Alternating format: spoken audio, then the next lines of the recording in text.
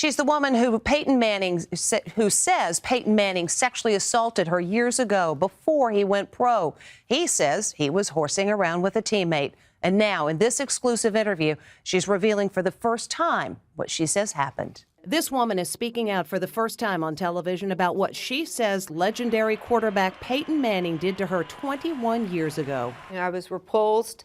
I was scared. I was intimidated. Back then, Dr. Jamie Naughright was director of health and wellness at the University of Tennessee.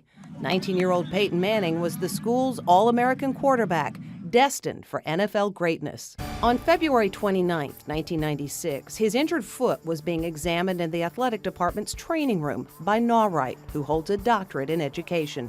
What she says happened has been the subject of headlines and lawsuits ever since, but she's never spoken about it on television until now. I felt something on my face, and Peyton had pulled his shorts down and sat his anus, his testicles, on my face. So I pushed him up and out. He turned around, pulled his shorts back up. And what did you say to him? I called him an ass. Manning denies her allegations and has insisted he was engaged in a prank, that he was mooning a friend in the training room. This is what he said under oath in this never-before-seen video deposition after Naughright sued him for defamation. I briefly pulled down my pants to so-called moon him. 1 second, 1.5 seconds, pulled my pants back up and continued with Jamie's examination of the bottom of my foot. Peyton Manning has said he was just mooning a friend. What do you say to that? That's a lie. Peyton Manning! Naughwright's description hardly fits the aw shucks image of Peyton Manning. He retired as one of the greatest quarterbacks of all time and has found a lucrative second career as the star of television commercials. Chicken parm, you taste so good. He's even been talked about as a potential candidate for the U.S. Senate from Tennessee, although he says he's not interested. Naughright told me her encounter with the 6'5", 235-pound Manning all those years ago left her terrified. Was the expression on Peyton Manning's face one of a smirk and a grin, or more of a scowl? It was anger, it was violence, it was definitely a predator, intimidating, anger, violent eyes that he had.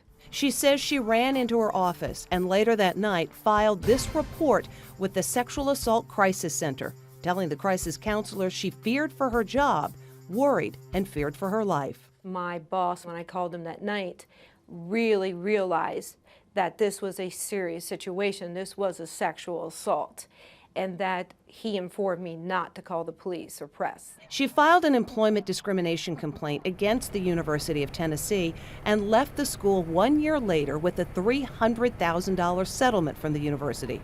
The incident surfaced again in 2001 when Manning and his father Archie co-authored this autobiography, in which Peyton called the incident crude maybe, but harmless, saying Naughright had a vulgar mouth. She sued for defamation and reached a financial settlement.